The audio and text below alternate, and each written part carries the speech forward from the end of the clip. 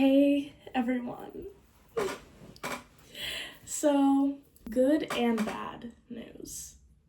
Stranger Things is coming out tomorrow. Bad news is, it's over.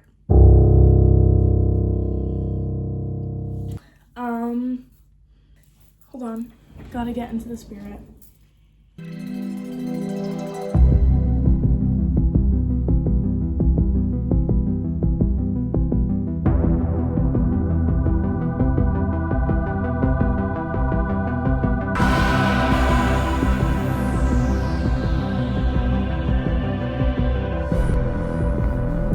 Got into my Stranger Things Christmas attire. Merry Christmas. Best Christmas ever. I had to move to my iPad because my phone is out of storage. Lovely.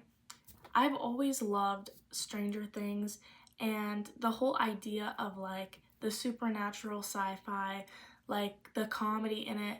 I've loved the mystery behind Stranger Things, and I've always loved staying up, making my own theories, going to watch Stranger Things at 3 a.m., which this year it's at 8, so freak my life. However, I've always just loved the idea of making your own theories. What do you think? The whole internet exploding. And I've always wanted to make my own theories, and I've always said like that whatever thing is my theory and stuff, but it's never actually been like I've done a video or said everything actually with like receipts and stuff. And this is my favorite show. I grew up watching it. I've been to all the film sites because I'm a nerd. I literally went to New York and saw the play, so I'm very, eligible to be speaking on this stuff. So I apologize in advance if this isn't a typical, like, I'm a true theorist video, because I'm not. This is just for fun and games, and hopefully you maybe will find some of this interesting if you even are watching now. So first, I'm going to talk about the wormhole and alternate dimension lore behind Stranger Things and Dungeons & Dragons, so you can understand my theories a little better. In science fiction, wormholes act as cosmic shortcuts that go in between different realities or dimensions. I believe the gates are wormholes. Now, I didn't realize that this was common knowledge to a lot of people. However, I thought I struck gold. I thought I was a theorist when I was like, they're not portals, they're wormholes. In D&D, wormholes can randomly appear or be created by powerful magic. 11. Randomly popping up by the Demogorgons. We've seen this happen before. It also says wormholes can be depicted as tears in reality. When did we see that? Maybe the end of season 4, perhaps. And every time the gates open. Now, this will come into more handy later. I also would like to point out in the first volume of season 5, we see Erica in class as they're talking about wormholes in class. The Veil of Shadows in Dungeons & Dragons lore is a gloomy interpretation of, obviously, our normal world. Now, it can be used by monsters as like somewhere to take their prey, so they are better in their own environment to, their prey. Now, we've seen this done also a million times before, so we know that the Veil of Shadows, as it's already said in the show, can be interpreted this way. Now, what's throwing me for a loop about all this information is that in the trailer, our characters say that the Upside Down is nothing like we thought it was, which got me thinking. I want to go over how the characters in the show relate to their characters within Dungeons & Dragons. Now, Vecna is an undead sorcerer turned god in the game and seeks to become ultimate power. And he wants to be control of all secrets and planes. Now, I was thinking to Vecna's relation to time, and how might he be related with clocks? Why is that his symbol? Why is the Upside Down stuck on the day that Will went missing? All these things are coming to light. Now, I believe it's because when Vecna was able to take control of Will, or the day that he did this, he actually embarked on time control. So basically, that could be something that is happening. His relation to time is he's going to control the Upside Down to be stuck in a certain point in time so he can stay forever young, forever alive, and be in control of everybody. So, we also get this clip from the trailer that comes into a lot of my theories.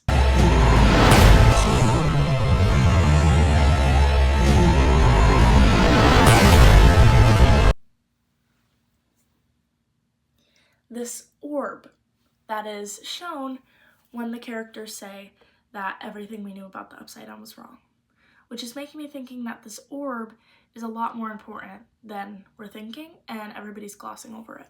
11 would be a mind sorcerer with innate psychic powers, something I can't pronounce, spells, and connected to other planes, which would, explain the void, explain how she opened the Upside Down in the first place. 8 is also a mind sorcerer with more like illusion powers. Self-explanatory. Will is a wizard, but he has strong themes of being a warlock or a sorcerer. That's really important because now that Will was introduced with these powers, he is much more capable of things that we didn't even know before going into this season. Now the Mind Flayer. The Mind Flayer, I think, within the show, controls Vecna. Now, I saw the play, and in the play, I think that it's basically flat out stated that the Mind Flayer is controlling Vecna. The Mind Flayer was created before Vecna within the play, or unless the Mind Flayer is a whole nother being than we thought, something was created before Vecna. I think since the Mind Flayer, its whole thing is controlling people through their minds with illusions. I think he could be doing this to Vecna, and Vecna may think, oh, I have all of this control, I'm in power, when in reality it's the being behind the Mind Flayer. I saw this picture from the first shadow that was used to promote the show, and it has the Mind Flayer and then Henry and a silhouette up here, which honestly, I haven't seen the show in months, so I can't remember if that was Henry or who it is. It doesn't really matter. But in the back, it kind of resembles the way that the stage is. Okay, I actually sound dumb. I'm sorry. This is all for fun and games, mind you. Nobody make fun of me, please. But the way that the Mind Flayer was around kind of framing this red light makes me think that this could be the same as this. And that if that's the case, maybe this red orb is the Mind Flayer on like steroids or something. Or maybe the consciousness of, the Upside Down, which from my research could be the case where the Mind Flayer is kind of the consciousness of what's controlling the Upside Down and what's keeping it alive, because we all know about the hive mind. Now, again, I'm pretty sure from my knowledge of Stranger Things, which everybody can point and laugh at me after if I'm wrong, but the hive mind is controlled by the Mind Flayer, not Vecna. Vecna obviously can tap into it and use it, but I think at the top of the food chain is the Mind Flayer, which kind of throws us for a loop because I get Season 1, obviously Demogorgon was the main monster. Season 2, the Mind Flayer in dust form, if you will. Season 3, fleshy Mind Flayer. Season 4, you think, oh, Vecna's on top of that. But I really think with watching the play, the Mind Flayer is controlling Vecna. Now we see in the show Vecna creating the shape of the Mind Flayer when he goes into Dimension X. Now, I think this is because the Mind Flayer was in his head. The Mind Flayer was controlling him. I think the Mind Flayer told him and put this vision of what it wanted in his head, and he was able to create it. Because originally the Mind Flayer came to Vecna through the first shadow, or Henry if you will, as dust without a form or anything. And then it kind of showed him this vision of the true monster it wanted to become. Kind of like how the Mind Flayer, or Henry, whichever one you want to say, showed Billy what was possible and what he wanted to make happen. And then Billy did that. I'm not sure if this will happen this volume, or if it will be like alluded to in this volume, or if this is a last episode theory. However, I do want to go into my theory for the ending of the show. Now, I might think totally different and make a part 2 after this next volume is dropped, but this is what I think will happen at the end of Stranger Things as of December 24th, 2025. Now, I think that the Mind Flayer and the Upside Down, as I already covered, I'm leaning towards the Mind Flayer kind of taking the shape of this orb that we see. Watch me be completely wrong and it's literally just like the weather. Like, oh my god. But anyways, we're in a theorist mindset, so anything's possible.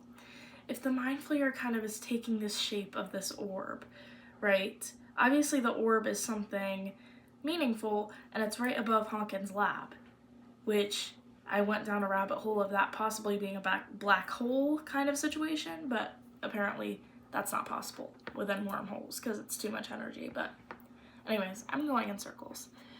If this is like kind of the consciousness of the Upside Down, even if that's not the Mind Flayer is still definitely connected to the Upside Downs in some sort of way. I think that Vecna is going to relive his past and turn good and fight with everybody against the Mind Flayer. And this is why. I did research about if there was a universe where Vecna from the D&D games turned good, how would this be possible?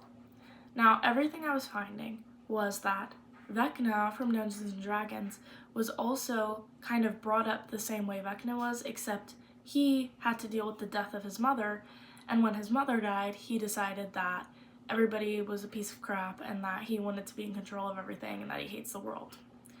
Now, similarly to this, the one person Henry loves in the Stranger Things universe is Patty Newby.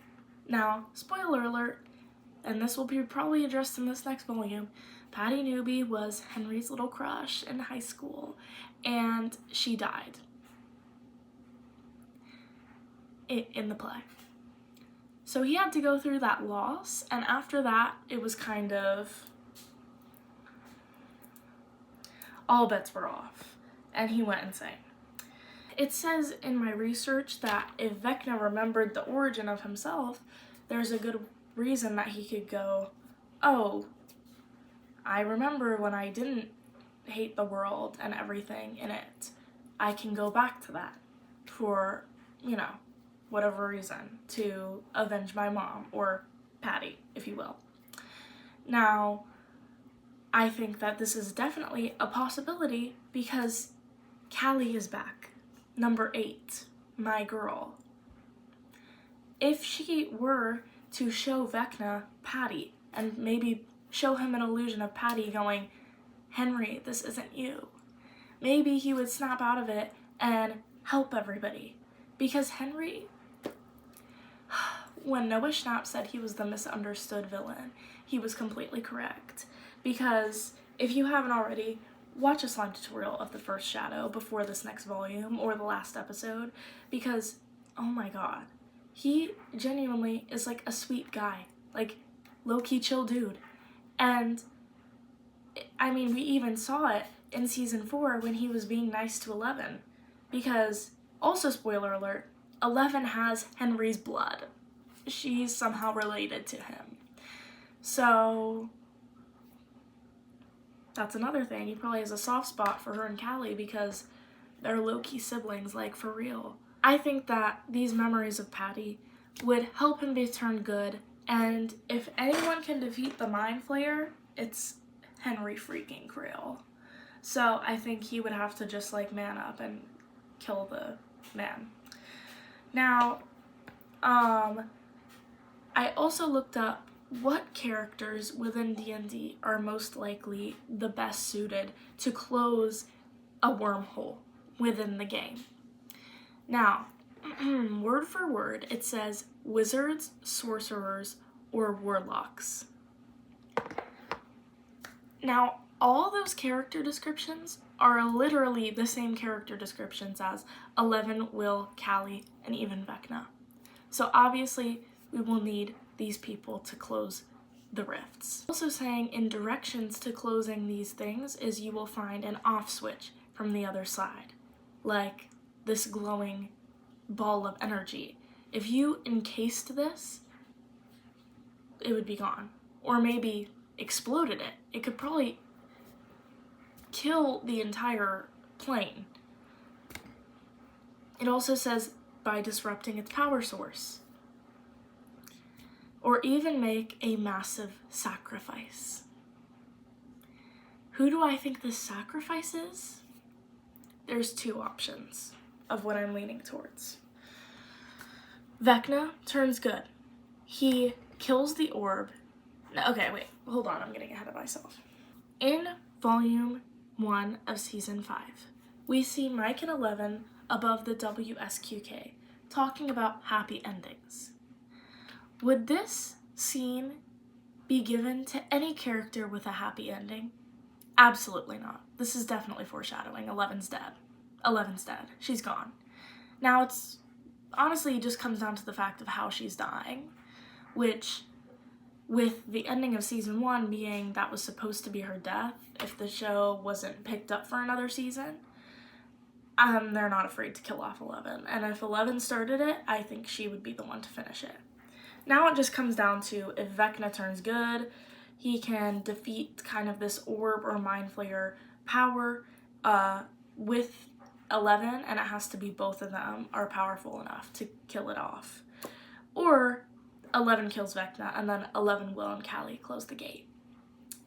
Again, that's above my pay grade. Like, I'm just trying to talk facts because I'm a nerd. I really don't know what I'm saying. Maybe some of this was interesting to some people. I just decided I wanted to be a part of the community and put in my insight. I definitely want to watch the other volume, and then I'll get a pretty good idea of how I think the ending will be for sure.